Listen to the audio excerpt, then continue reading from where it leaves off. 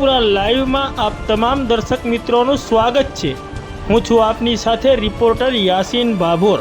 આજના મહત્વના સમાચારની વાત કરીએ તો ફતેપુરા તાલુકા પંચાયતના ચૂંટાયેલા સભ્યોની મુદત પૂર્ણ।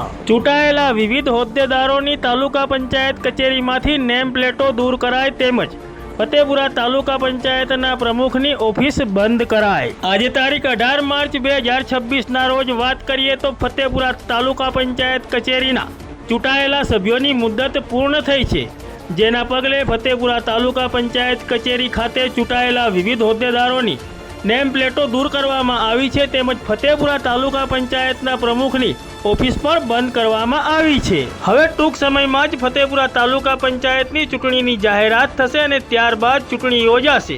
ચૂંટણી પત્યા પછી જીતેલા સભ્યો દ્વારા તાલુકા પંચાયતના પ્રમુખની વરણી કરવામાં આવશે અને ત્યારબાદ વિવિધ હોદ્દેદારોની નિમણૂક કરવામાં આવશે।